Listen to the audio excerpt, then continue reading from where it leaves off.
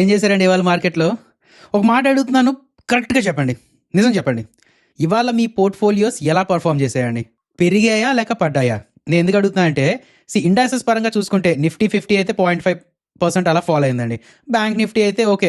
అలాగలాగా side వేస్‌లో తిరిగింది. But small caps పరంగా చూసుకుంటే ఇంచుమించు 1% పెరిగాయండి. ఇండెక్సే 1% పెరిగింది. ఇంకా లోపల లోపల స్టాక్స్ కూడా కొంచెం బాగానే పెరిగాయి. 2%, 3% అలా పెరిగాయి. మిడ్ క్యాప్స్ పరంగా చూసుకున్నా సరే ఓకే. 0.3% అలా పెరిగాయండి. సో అందుకనే నేను అంటున్నాను. ఇవాళ మీ పోర్ట్‌ఫోలియో ఎలా ఉన్నది? అండ్ ఎలా ఉన్నా సరే ఒకవేళ ఫాల్ అయితే బాధపడిపోవాల్సిన అవసరం లేదు. ఒకవేళ పెరిగిపోయినా సరే తెగ సంబరపడిపోవాల్సిన అవసరం కూడా లేదండి. అంటే నేను ఎందుకు ఇలాగ అంటున్నానంటే, ఒక్క రోజు తాలూకా పర్ఫార్మెన్స్ చూసి మీ పోర్ట్‌ఫోలియో అయ్యో ఇలా కన్‌స్ట్రక్షన్ చేసుకున్నానే అని చెప్పి బాధపడిపోవడం, బాగా కన్‌స్ట్రక్షన్ చేసుకున్నా అని చెప్పి సంబరపడిపోవడం లాంటివి చేయకండి. ఎప్పుడు వీక్లీ లేదంటే మంత్లీ ఇలాంటి రివ్యూసే తీసుకుంటూ ఉండాలి. నౌ ఇందులో ఇవాళ బాగా పడిన సెక్టర్ ఒకటి ఉన్నదండి, నిఫ్టీ ఐటీ. నిఫ్టీ ఐటీ ఇవాళ 1.2% వరకు ఫాల్ అయింది. అండ్ ఇంకొక వైపు గోల్డ్ పరంగా చూస్తే ఇది ఒక 0.3% అలా పెరిగిందండి. యాజ్ ఆఫ్ నౌ వీడియో చేస్తున్న టైంకి అయితే యూఎస్ మార్కెట్లో గోల్డ్ ఒక 0.35% పెరిగింది.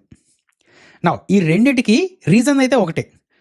ఓకే కదా, అదేంటనేది మాట్లాడుకుందాం. రేపటి మార్కెట్ ఎలా ఉండొచ్చు అనేది మాట్లాడుకుందాం. ఇంపార్టెంట్ విషయాలు ఏవైనా ఉన్నాయనేది మాట్లాడుకొని important stocks and important updates కూడా చెప్పుకుందాం అండి. ఓకే కదా.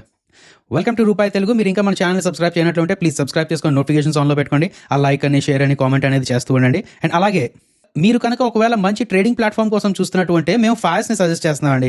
అండ్ ఈ ఫాయస్లో ఇప్పటి నుంచి కొంచెం రెగ్యులర్గా ఈ ప్లాట్ఫామ్ని ఎలా ఆపరేట్ చేయాలి, ఇందులో ఉన్న ఫీచర్స్ని ఎలా యూజ్ చేసుకోవచ్చు ఏంటి అనేది రెగ్యులర్గా వీడియోస్ చేసే ప్లాన్లో ఉన్నాం. ఈ లోపల ఒకసారి మీరు ఓపెన్ చేసుకొని సెర్చ్ చేసుకుంటే మీ అంతటి మీకు కొన్ని ఆప్షన్స్ అని లేదంటే ఫీచర్స్ అని ఈజీగా తెలిసిపోతూ ఉంటాయండి. మన దాంట్లో 2-3 వీడియోస్ ఆల్రెడీ చేసుకున్నాం కూడా. ఒక మంచి ప్లాట్ఫామ్ కోసం చూస్తున్నట్టు అంటే ఫాయస్లో అకౌంట్ ఓపెన్ చేసుకోండి. మా ప్రతి వీడియో కింద ఉన్న డిస్క్రిప్షన్ బాక్స్లో ఉన్న లింక్ ద్వారా అకౌంట్ ఓపెన్ చేసుకుంటే మాకు మీరు సపోర్ట్ చేసిన వాళ్ళు కూడా అవుతారు. రైట్, ఇందాక మనం ఏం చెప్పుకున్నాం, మన ఇండియా పరంగా చూసుకుంటే ఐటీ స్టాక్స్ ఫాలో అయ్యాయండి. అండ్ గోల్డ్ పరంగా చూసుకుంటే గోల్డ్ పెరిగింది. నౌ ఈ రెండింటికి రీజన్ ఒకటే అని చెప్పుకున్నాం కదా, అదేమీ కాదండి. రేపు అంటే December 10th మన టైంలో చూసుకుంటే అర్ధరాత్రి అండి. అంటే ఇవాళ ట్యూస్డే కదా, అలా కాకుండా వెడ్నెస్డే నైట్ మన టైంలో చెప్తున్నాను, ఇండియన్ టైం అనమాట. ఇండియన్ టైంలో వెడ్నెస్డే నైట్ యూఎస్ తాలూకా ఇంట్రెస్ట్ రేట్ డెసిషన్ రానుందండి. అక్కడ ఫెడ్ ఇంట్రెస్ట్ రేట్స్ కట్ చేయొచ్చు అనే స్పెక్యులేషన్ మీద గోల్డ్ పెరిగింది. అలాగే మన ఇండియన్ మార్కెట్ పరంగా చూసుకుంటే ఇంట్రెస్ట్ రేట్స్ కట్ చేయొచ్చో లేదో, లేదంటే రేపు పొద్దున్న డోవర్ స్టేట్మెంట్ ఇవ్వచ్చో లేదో అనే స్పెక్యులేషన్ అనే భయం వల్ల ఐటీ స్టాక్స్ పడ్డాయండి. అంటే మీకు అర్థమైందా లేదా? మీరు ప్రాపర్గా అర్థం చేసుకోవాల్సిన విషయం ఏంటంటే, మార్కెట్లో గ్రీడ్ కన్నా ఫియర్ తాలూకా ఫ్యాక్టర్ ఎక్కువ ఉంటుంది. ఇప్పుడు మీరు అనొచ్చు, మరి అదే ఫియర్ ఉన్నప్పుడు గోల్డ్ ఎందుకు పెరిగిందండి, గోల్డ్ పడొచ్చు కదా అని చెప్పి. గోల్డ్ ఎప్పుడు పెరుగుతుందండి? మార్కెట్లో ఒక ఫియర్ వచ్చినప్పుడు. ఇక్కడ ఇంట్రెస్ట్ రేట్ పరంగా చెప్పాలి అంటే, రేపు పొద్దున ఇంట్రెస్ట్ రేట్స్ ఒకవేళ కట్ చేస్తే ఈల్డింగ్ అసెట్స్ కాకుండా నాన్ ఇంట్రెస్ట్ ఇన్కమ్ తాలూకా అసెట్స్ కూడా వాల్యూ పెరుగుతుంది. కాబట్టి ఎక్కువ మంది మళ్ళీ గోల్డ్లోకి వస్తూ ఉంటారు, గోల్డ్ తాలూకా వాల్యూ పెరుగుతుంది అనే ఒక స్పెక్యులేషన్ వల్ల గోల్డ్ పెరిగింది. అర్థమైందా? సో ఇక్కడ భయం ఏంటి, ఇంట్రెస్ట్ రేట్స్ కట్ చేసేస్తే గోల్డ్ పెరిగిపోతుందేమో అనే భయం వల్ల ముందే కొనేసారు, దానివల్ల పెరుగుతూ వెళ్ళింది. ఇక్కడ ఐటీ స్టాక్స్ ఎందుకు ఫాలో అయ్యాయి? ఒకవేళ వీళ్ళు అనుకున్నట్టు ఇంట్రెస్ట్ రేట్ కట్ చేయకపోతే అమ్మో నా స్టాక్స్ ఫాలో అయిపోతాయేమో అని చెప్పి సెల్ చేయడం స్టార్ట్ చేశారండి. అండ్ అది పడడం చూసి ఇంకొంతమంది సెల్ చేయడం స్టార్ట్ చేశారు, అందుకని ఎక్కువ పడుతూ ఉన్నది. నా మీకు చెప్పొచ్చేది ఏంటంటే, ఇక్కడ ఎవరైతే కొంటున్నారో దాని ఆపోజిట్లో సెల్లర్స్ కూడా ఉన్నారు కదా, అలాగే ఇక్కడ ఎవరైతే సెల్ చేస్తున్నారో దాని ఆపోజిట్లో బయర్స్ కూడా ఉన్నారు కదా. పడుతున్నప్పుడు అందరూ ఫియర్ఫుల్గా ఉన్నప్పుడు ఎవరైతే కొంటున్నారో, అండ్ గ్రీడీ పరంగా ఎవరైతే ఎక్కువ గ్రీడీగా ఉన్నారో, బై చేసుకుంటూ వెళ్తున్నారో, అలాంటి టైంలో సెల్ చేస్తున్న వాళ్ళు ఎవరైతే ఉన్నారో వాళ్ళు ఇన్స్టిట్యూషనల్ ప్లేయర్స్ అండి. పెద్ద పెద్ద ప్లేయర్స్ చేసే పని ఏంటంటే, ఆ short term or else temporary వ్యూని పక్కన పెట్టి బిగ్ పిక్చర్ని చూస్తూ ఉంటారు. సో ఫైనల్గా నేను చెప్పబోయే ఫస్ట్ పాయింట్ ఏంటంటే, మీరు షార్ట్ టర్మ్ పరంగా చూస్తూ ఉంటారు, షార్ట్ టర్మ్ పరంగా ఆలోచిస్తూ ఉంటారు. బట్ మార్కెట్ అంతా షార్ట్ టర్మ్ పరంగా చూడాలి అని లేదండి. మార్కెట్ ఒక 2 to 3 years లాంగ్ టర్మ్ వ్యూలో కూడా ఆలోచిస్తూ ఉండొచ్చు.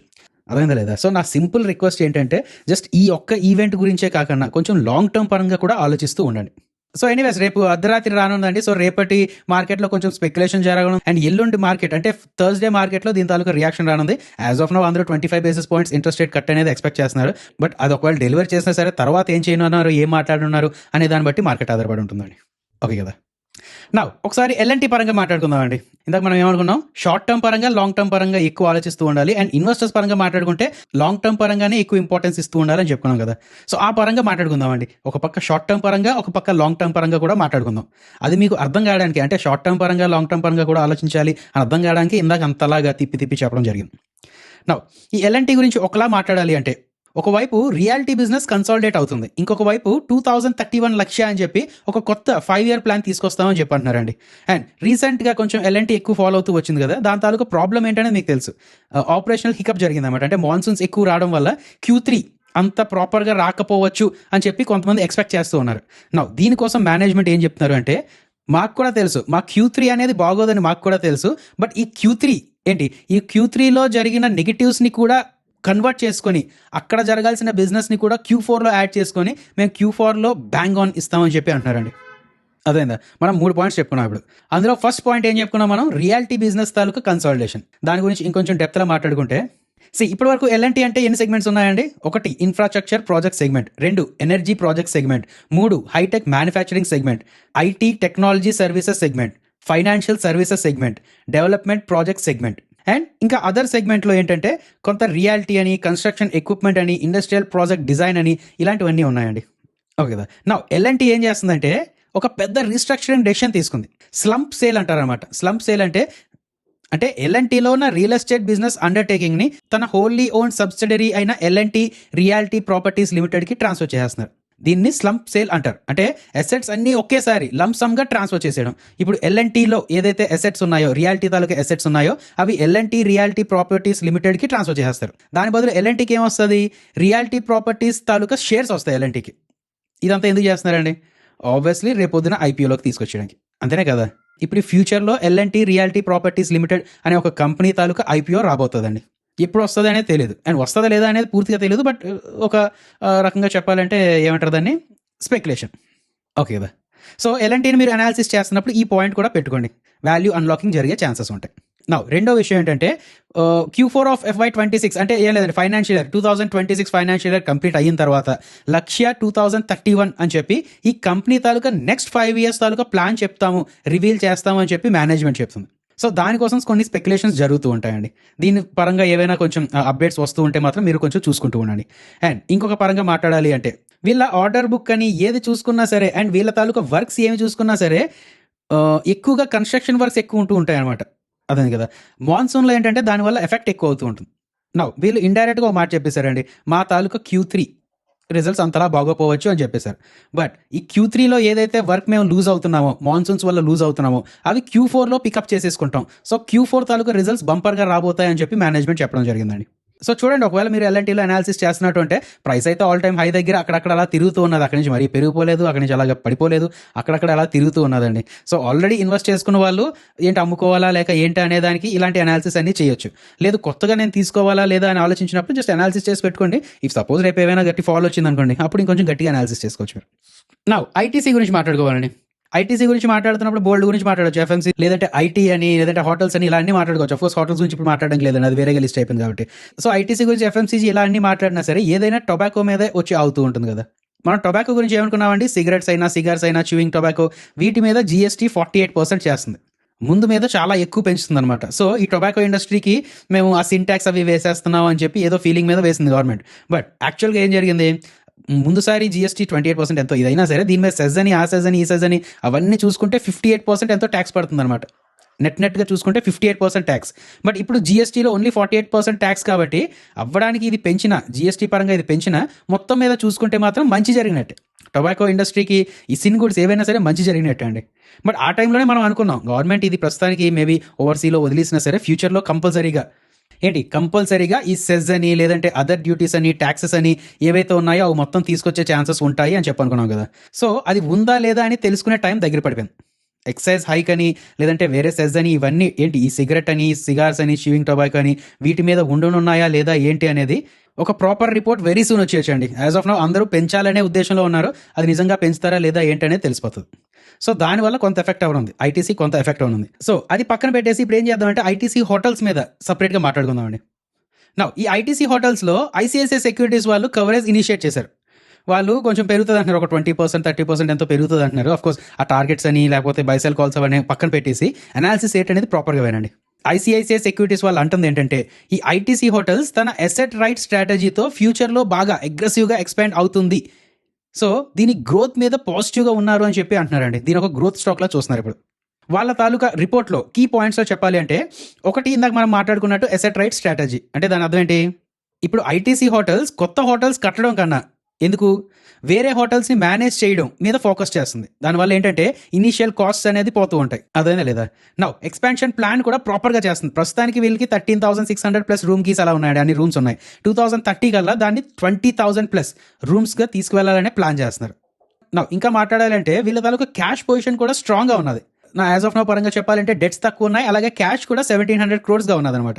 సో ఫ్యూచర్లో కొత్త హోటల్స్ ఓపెన్ చేయడానికి ఎయిడ్ అవుతుంది, అవునా కదా? అండ్ వీళ్ళు కొత్త బ్రాండ్స్ మీద కూడా ఫోకస్ చేస్తున్నారు అని చెప్పి అంటున్నారండి. లగ్జరీ లైక్ ఐటీసీ వన్ అని, ప్రీమియం లైక్ వెల్కమ్ హోటల్స్ అని, మిడ్ మార్కెట్ లైక్ ఫార్చ్యూన్ అని, ఇలాంటి బ్రాండ్స్తో పాటు ఎపిక్ అండ్ మెమెంటోస్ అని చెప్పి వీటిని కూడా లాంచ్ చేస్తున్నారు. డిఫరెంట్ టైప్ ఆఫ్ ట్రావెలర్స్ని అట్రాక్ట్ చేయడానికి కొత్త బ్రాండ్స్ లాంచ్ చేస్తున్నారు అని చెప్పి అంటున్నారు. అండ్ ఇదే కాకుండా శ్రీలంకలో ప్రాజెక్ట్ కూడా ఐటీసీ రత్నదీప అని హోటల్ స్టార్ట్ అయిందనమాట. సో దానివల్ల ఎక్స్ట్రా క్యాష్ కూడా వస్తుంది అని అంటున్నారండి. నౌ ఈ అన్నిటి వల్ల ఏంటంటే రెవెన్యూలో ఒక 12% గ్రోత్ ఎక్స్పెక్ట్ చేస్తున్నారు. ప్రాఫిట్ ఎబిట్టా తాలూకా గ్రోత్ ఒక 15% ఎక్స్పెక్ట్ చేస్తున్నారు. అండ్ మార్జిన్స్ పరంగా చెప్పాలంటే ఎబిట్టా తాలూకా మార్జిన్స్ 34% నుంచి 37%కి పెరగొచ్చు అని ఎక్స్పెక్ట్ చేస్తున్నారండి. సో ఇది వీళ్ళ రిపోర్ట్. నౌ కంపెనీ స్పెసిఫిక్గా కాకుండా మ్యాక్రో పరంగా మాట్లాడాలి అంటే ఆపర్చునిటీస్ ఎక్కడెక్కడి నుంచి వస్తున్నాయి? ఒకటి, tourism is booming. 2, supply shortage. Of course ఏంటంటే హోటల్స్ తక్కువ ఉన్నాయి అంటున్నారు మీరు, ఎక్కడ పడితే అక్కడ హోటల్స్ కదా అనకండి, అంటే పెద్ద హోటల్స్ చెప్తున్నాను నేను. And 3, shift to branded hotels. జనాలు ఏంటంటే ఇప్పుడు నార్మల్ హోటల్స్ కాకుండా కొంచెం బ్రాండెడ్ అని, సేఫ్ హోటల్స్ అని వాటికి వెళ్తున్నారు. అండ్ ఇన్స్టాగ్రామ్లో ఈ రీల్స్ చేసుకోవడానికి, లేదంటే అక్కడికి వెళ్ళి చెక్ ఇన్ చేశాయని చెప్పి ఫోటో పెట్టుకోవడానికి, సో జనాలు కొంచెం ఎక్కువ చూపించుకోవడానికి తహతహ పడుతున్నారు. కాబట్టి ఇలాంటి టైంలో ప్రీమియమైజేషన్ అని, బ్రాండింగ్ అని, ఇలాంటి ఉన్న స్టాక్స్ కొంచెం హైలైట్ అవుతున్నాయి అన్నమాట, అవునా కదా? నా ఆపర్చునిటీస్ గురించి మాట్లాడుకున్నాం, బట్ రిస్క్ లేదా అంటే ఉన్నది. ఎకనామిక్ స్లోడౌన్, ఒకవేళ ఎకానమీ స్లోడౌన్ అయితే ఇలాంటి ట్రావెల్ రిలేటెడ్ కంపెనీస్కే ఎక్కువ దెబ్బతడుతుంది. ఫస్ట్. 2, కాంపిటీషన్. ఇప్పుడు చిన్న హోటల్స్ నుంచి పెద్ద హోటల్స్ జనాలు వస్తున్నారని చెప్పినా సరే, పెద్ద హోటల్స్లో కొత్త బ్రాండ్స్ వస్తున్నాయి, కొత్త స్టార్టప్స్ వస్తున్నాయి. సో కాంపిటీషన్ గట్టిగా ఉన్నది. అండ్ 3, వీళ్ళు ఎక్స్పాండ్ అవుదామనే ప్లాన్లో ఉన్నారు అని చెప్పుకున్నాం కదా, ఆ ఎగ్జిక్యూషన్లో డిలే వస్తే ప్రాబ్లం అవుతుంది కదా. సో ఇలాంటి రిస్క్ ఉన్నది, ఆపర్చునిటీస్ ఉన్నది. అండ్ వాళ్ళు చెప్పిన రిపోర్ట్ కూడా మీకు ఎక్స్ప్లెయిన్ చేయడం జరిగింది. సో చూడండి, మీరు ఆలోచించుకోండి ఒకసారి. నెక్స్ట్, వోడాఫోన్ పరంగా మాట్లాడాలంటే అంటే దీనికోసం మీరు అనాలిసిస్ చేసుకున్నట్టయితే ఏజీఆర్ డ్యూస్ రిలీఫ్తో పాటు డిసెంబర్లో టారిఫ్ హైక్ చేస్తారా లేదా అనే స్పెక్యులేషన్ కూడా మీరు తీసుకోవాల్సి వస్తుందండి. అదేనా లేదా? సో ఇప్పటివరకు ఏంటంటే గవర్నమెంట్ త్వరలో ఏజీఆర్ డ్యూస్ మీద కొంచెం రిలీఫ్ ఇవ్వబోతుంది అనే స్పెక్యులేషన్స్ నడుస్తున్నాయి. దానివల్ల ఒకరోజు పెరగడం, ఒకరోజు పడడం, ఇలాంటివన్నీ అవుతున్నాయి. బట్ దాంతోపాటు ప్రైస్ హైక్ అలర్ట్ ఇది కూడా దృష్టిలో పెట్టుకోండి. డిసెంబర్ 2025లోనే telecom companies tariff hikes announce చేసే ఛాన్స్ ఉన్నది. ఇది చాలా నెలల నుంచి కూడా అందరూ చెప్పుకుంటూ వస్తున్న మాటే. అదేంటి ఇప్పటివరకు ఏం అనలేదు కదా అనకండి, ఇంకా ఉన్నది, 20 రోజులు ఉన్నది, 21 రోజులు ఉన్నది. కాబట్టి కొంచెం అలర్ట్గా ఉంటూ ఉండండి. ఈ టెలికాంలో టారిఫ్ హైక్స్ అనే న్యూస్ ఎప్పుడైనా రావచ్చు. Now AGR dues positive negative అంటే మీకు తెలుసు, ఏజీఆర్ డ్యూస్ అనేది పాజిటివే. ఒకవేళ అందులో రిలీఫ్ వస్తే పాజిటివే. బట్ ఒకవేళ టారిఫ్స్ హైక్ చేస్తే అది దీనికి పాజిటివా నెగిటివా? అఫ్ కోర్స్ అది కూడా పాజిటివే. అయితే ఇప్పుడు నాకు తెలిసి ఫస్ట్ రిలయన్స్ జియో వాళ్ళు టారిఫ్ హైక్ చేస్తారండి. దాని తర్వాత ఎయిర్టెల్ వాళ్ళు కూడా నెక్స్ట్ డేనో లేదంటే ఇమీడియట్గానే ఇప్పుడు చేసేస్తారు. దాని తర్వాత వోడాఫోన్ ఐడియా, అంటే వీళ్ళు ఒకవేళ మిగతా రిలయన్స్ అని, అంటే జియో అని, ఎయిర్టెల్ అని వీళ్ళు ఒకవేళ 10% హైక్ చేస్తే, వోడాఫోన్ ఐడియా వాళ్ళు ఒక 5% హైక్తో సరిపెట్టుకుంటే కొంచెం అడిషనల్గా ఏవైనా కొత్త సిమ్ ఓపెన్ అవ్వచ్చు, సబ్స్క్రైబర్ బేస్ పెరగచ్చు అని నాకు అనిపిస్తుంది. బట్ వాళ్ళకి తెలుసు కదండి, ఎందుకంటే జస్ట్ 5% హైక్ చేస్తే సబ్స్క్రైబర్స్ అసలు ఏం పెరగకుండా ఉన్నారనుకోండి, లాసే కదా. అనవసరంగా ఉన్న సబ్స్క్రైబర్స్లో ఒక 5% ఎక్స్ట్రా కమిషన్ పోతున్నట్టే, అదే ఎక్స్ట్రా రెవెన్యూ పోతున్నట్టే కదా. సో ప్రాపర్గా చూస్తూ ఉండాలండి. అక్కడ వినడం ఏంటంటే 10% కాదండి, 15 to 20% వరకు టారిఫ్ హైక్స్ జరగచ్చు అని చెప్పి అక్కడ అంటున్నారండి. అంటే $300 తాలూకా రీఛార్జ్ ఏదైతే ఉన్నదో అది $360 కూడా అయిపోవచ్చు ఫ్యూచర్లో. సో అర్థమైంది కదా. ఈ న్యూస్ బట్టి కూడా టెలికాం స్టాక్స్ అండ్ అన్నిటికన్నా ముఖ్యంగా వోడాఫోన్ ఐడియా స్టాక్ కూడా డిపెండ్ అవుతుంది కదా. ఇండిగో పరంగా మాట్లాడితే ఇండిగో తాలూకా వాల్యూ జనాలకి తెలిసి వచ్చిందండి. అయితే అమ్మ ఇది ఇంత వాల్యుబుల్, దీన్ని జాగ్రత్తగా చూసుకుందాం అనకుండా తిట్టే వాళ్ళు ఎక్కువైపోయారు. అఫ్కోర్స్ సరేండి, నార్మల్ టాకింగ్ అనేది పక్కన పెట్టేసి స్టాక్ మార్కెట్ పరంగా మాట్లాడాలంటే ఇండిగో తాలూకా సర్వీసెస్ నార్మలైజ్ అయిపోయాయి. ఇంచుమించు 1500 ఫ్లైట్స్ అంతా ఇవాళ తిరిగేసాయి అని చెప్పి దీని తాలూకా ఎండీ చెప్పడం జరిగింది. సో ఇండిగో ఆల్మోస్ట్ లైక్ మళ్ళీ నార్మలైజ్ అయిపోయినట్టే.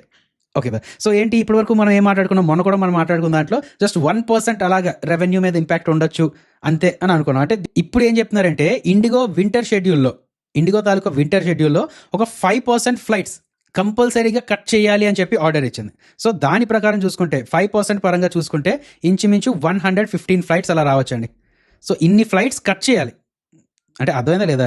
ఇప్పుడు సేఫ్ సపోజ్ మొత్తం మీద ఒక 2500 ఫ్లైట్స్ ఉన్నాయనుకోండి, ఇందులో కంపల్సరీగా 115 ఫ్లైట్స్ ఆపేయాలి, తిప్పకూడదు. సో దానివల్ల ఏమవుతుంది, ఆ ప్లేస్లో ఎయిర్ ఇండియానో, ఎయిర్ ఏషియానో ఇలాంటి వాళ్ళు ఎవరో రావచ్చు కదా. సో దీనివల్ల కొంచెం రెవెన్యూ ఇంపాక్ట్ ఎక్కువే ఉంటుందండి. కోర్స్ ఇది షార్ట్ టర్మ్ పరంగా మాట్లాడుకుంటే. బట్ లాంగ్ టర్మ్ పరంగా మాట్లాడాలంటే ఆ 115 ఫ్లైట్స్ని రిప్లేస్ చేసేది ఎవరు? ఆ రీప్లేస్ చేస్తున్నప్పుడు ఇండిగో కన్నా వాళ్ళు బెటర్ సర్వీస్ ఇవ్వగలరా, better quality at reasonable price ఇవ్వగలరా ఏంటి అనేది చూడాలి. జనాలకి ఇప్పుడు యాజ్ ఆఫ్ నౌ ఇండిగో మీద కొంచెం కోపంగా ఉన్నది, బట్ మెల్లిమెల్లిగా ఫ్యూచర్లో అది తగ్గిపోవచ్చు అండి. అండ్ ఏదో కొంచెం రూల్స్ అంటే ఇండియన్ గవర్నమెంట్ అలాగే ఇండిగో ఇద్దరు కలిపి కూర్చొని ఏదో చేసుకోవాలి. కోర్స్ లాస్ట్ 1 వీక్లో మా ఫ్రెండ్స్ చాలా మంది, లేదంటే వాళ్ళ ఫ్రెండ్స్ అని చాలా స్ట్రక్ అయిపోయారండి. ఎక్కడెక్కడో స్ట్రక్ అయిపోయారు, ఎంపీలోని ఢిల్లీలోని ఇలా స్ట్రక్ అయిపోయారు అనమాట. అండ్ మీరు చూసుంటారు కదా, ఒకరు పెళ్లి తాలూకా రిసెప్షన్ ఇద్దాం అనుకున్నారు, వాళ్ళు ఈ ఫ్లైట్స్ క్యాన్సిల్ చేయడం వల్ల అక్కడే ఉండిపోయారు. జనాలందరూ ఇక్కడ రిసెప్షన్కి వచ్చి వీళ్ళందరూ తింటున్నారు, వాళ్ళేమో కెమెరాలో కనబడుతున్నారు అనమాట, జూమ్ కాల్లోనే దేంట్లో కనబడుతున్నారు. ఇలా జరిగింది. ఇలాంటివి చాలా జరిగాయండి. అంటే నేను ఫస్ట్ ఏమనుకున్నా అంటే ఓకే, ఇండిగో తాలూకా వాల్యూ నాకు ఇప్పుడు అర్థమైంది అనుకున్నాను. ఎందుకంటే మా ఫ్రెండ్స్ కొంతమంది వేరే దగ్గర ఉండిపోతే వాళ్ళని ఎలాగైనా వైజాగ్ తీసుకొచ్చేయాలి కదా అని చెప్పి సర్చ్ చేస్తుంటే అసలు ఇండిగో తప్ప ఇంకో ఫ్లైట్స్ లేవన్నమాట. ఒకవేళ ఏమైనా ఉన్నా సరే ఎయిర్ ఇండియా ఫర్ ఎగ్జాంపుల్ ఉన్నది. ఇప్పుడు ఫర్ సపోజ్ ఇండోర్ నుంచి వైజాగ్కి తీసుకురావాలి మా ఫ్రెండ్ని. ఇప్పుడు ఇండోర్ నుంచి ముందు హైదరాబాద్ తీసుకెళ్తా అంటున్నాడు. హైదరాబాద్లో ఒక 12 hours 13 hours ఎంతో లేఅవుట్ చేసుకుని అక్కడి నుంచి ఇక్కడ తీసుకొస్తా అంటున్నాడు. మొత్తం మీద ఒక 24 hours టైం పడుతుంది. దానికోసం ఒక 40,000 ఎంత అడుగుతున్నాడు. అర్థమైంది కదా. అంటే ఎయిర్ ఇండియా వేస్టా సార్ అని అడిగితే ఎయిర్ ఇండియా వాళ్ళు ప్లాన్ ఒకటే అండి, రివైవ్ అవుతారు, మెల్లిగా తీసుకొస్తారు, టర్న్ అరౌండ్ అవుతారు. బట్ ఒకేసారి క్విక్గా కాకుండా మెల్లిగా టర్న్ అరౌండ్ అయ్యే ప్లానే వాళ్ళది. మనం ఒక 2-3 సందర్భాల్లో మాట్లాడుకున్నట్టున్నాం. ఒక 2-3 సంవత్సరాల తర్వాత ఎయిర్ ఇండియా ఒక క్లియర్ కాంపిటీషన్ ఇవ్వగలదండి ఇండిగోకి. నేనైతే బెట్ చేస్తున్నాను దాని మీద. బట్ ఇప్పుడు యాజ్ ఆఫ్ నౌ చూసుకుంటే ఇండిగోని తొక్కే విధంగా ఎవరు లేరు. ఇండిగో తాలూకా ఆ ఎక్స్పర్టైజ్ని మనం యూజ్ చేసుకొని ప్రాపర్గా వాళ్ళు ఫంక్షన్ అయ్యే విధంగా, సేఫ్టీ కూడా తీసుకునే విధంగా చూసుకొని ఇండియన్ గవర్నమెంట్ వాళ్ళతో పని చేయించుకోవడం బెస్ట్ అనిపిస్తుంది. ఇప్పుడు ఫ్లైట్స్ ఎన్ని క్యాన్సిల్ చేసినా, ఇండిగో వాళ్ళు ఎన్ని రూట్స్ క్యాన్సిల్ చేసినా సరే అది రీప్లేస్ చేయడానికి యాజ్ ఆఫ్ నౌ ఎవరు లేరని అనిపిస్తుంది నాకైతే. ఒక ఇన్వెస్టర్ పరంగా మాట్లాడాలంటే ఇండిగో ఎంత పడుతూ ఉంటే దీన్ని కొంచెం అంత అట్రాక్టివ్గా మనం అనాలిసిస్ చేసుకోవడానికి పనికొస్తూ ఉంటుందండి. సింపుల్గా నా విషయం అయితే అది. బాగా షార్ట్ టర్మ్ పరంగా చూస్తున్నారంటే మాత్రం FY26కి ఇంచుమించు ప్రాఫిట్స్లో 17% వరకు హిట్ అవ్వచ్చు అని అంటున్నారు. ఈ పరంగా చెప్పాలంటే, షార్ట్ టర్మ్ పరంగా చెప్పాలంటే కొంచెం నెగిటివ్ సెంటిమెంట్. బట్ ఏదైనా సరే ఎంత పడుతుంటే వాల్యూ అనాలిసిస్ చేయడానికి అంత అట్రాక్టివ్గా తయారవుతూ ఉంటుందండి. అది నా ఒపీనియన్, పర్సనల్ ఒపీనియన్. మీరు చూసుకుంటూ ఉండండి. ఒకవేళ దీన్ని హోల్డ్ చేస్తున్నా లేక వాచ్ లిస్ట్లో పెట్టుకున్నా సరే ఈ ఫ్యాక్టర్స్ కూడా కన్సిడర్ చేసుకోండి. ఓకే కదా. అండ్ ఐపీఓ పరంగా మాట్లాడాలంటే వేక్ఫిట్ ఐపీఓ అని, కరోనా రెమెడీస్ అని, ఈ రెండింటి మీద అనాలిసిస్ వీడియోస్ ఆల్రెడీ పెట్టడం జరిగింది. ఈ రెండింటిని ఏమైనా మీరు ప్లాన్ చేసినట్టు ఉంటే కంపల్సరీగా ఈ వీడియోస్ అనేది చూడండి. అలాగే మన టెలిగ్రామ్ ఛానల్లో ఎప్పటికప్పుడు అప్డేట్స్ పెట్టుకుంటూ వస్తామండి. ఈ ఐపీఓ రిలేటెడ్ అప్డేట్స్ అని అండ్ మిగతా అప్డేట్స్ కూడా వస్తూ ఉన్నాయి. ప్రతి వీడియో కింద డిస్క్రిప్షన్ బాక్స్లో టెలిగ్రామ్ తాలూకా జాయిన్ లింక్ ఉంటుందండి. అది మాత్రమే క్లిక్ చేసి జాయిన్ అవ్వండి. ఓకే కదా. జై హింద్. ఒకసారి మన డిస్క్లైమర్ చూసేయండి. మేము ఏది చెప్పినా సరే అది ఎడ్యుకేషన్ అండ్ ఇన్ఫర్మేషన్ పర్పస్ కోసమే. మేము SEBI registered adviser or research analyst రెండు కాదు. మేము ఏమి ఇచ్చినా సరే అది ఫైనాన్షియల్ అడ్వైస్ కాదు. We're not giving any buy or sell calls. ఏది ఫైనాన్షియల్ అడ్వైస్ కాదండి, జస్ట్ ఎడ్యుకేషన్ ఇన్ఫర్మేషన్ పర్పస్ కోసం. మీ ఓన్ రీసెర్చ్ చేసుకోండి, లేదు అంటే ఒక సెబీ రిజిస్టర్డ్ అడ్వైజర్ అయినా కలండి.